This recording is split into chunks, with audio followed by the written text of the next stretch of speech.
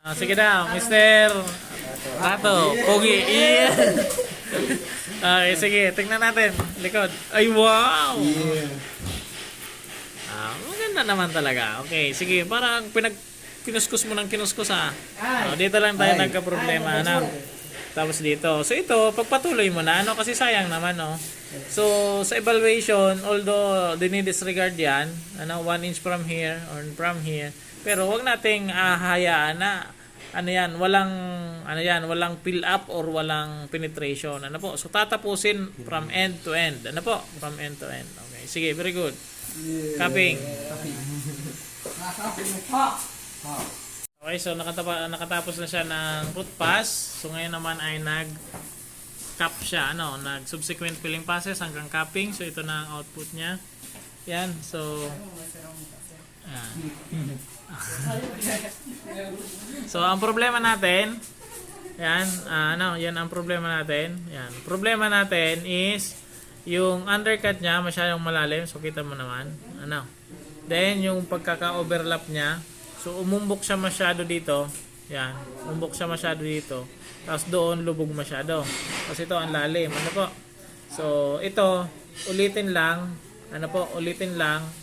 grinderon, pantayin, tapos cuppingan uli. Gusto ko makita yung cupping na yung undercut ito. So at least babawasan, bumabaw. Cupping lang. Okay, sige. Okay, so ito naman is second trial na trainee.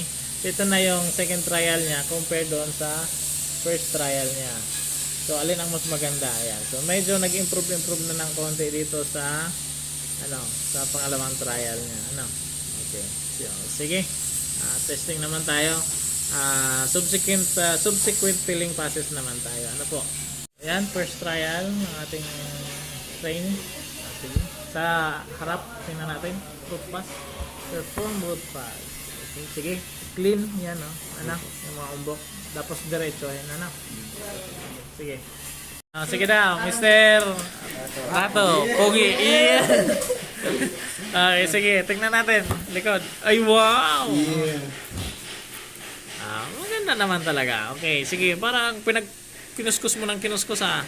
Dito lang tayo nagka-problema. Tapos dito. So ito, pagpatuloy mo na, kasi sayang naman, So sa evaluation, although dinidisregard yan, 1 inch from here or from here, pero wag nating hayaan na walang fill up or walang penetration. So tatapusin from end to end. From end to end. Okay, sige, very good. Cupping.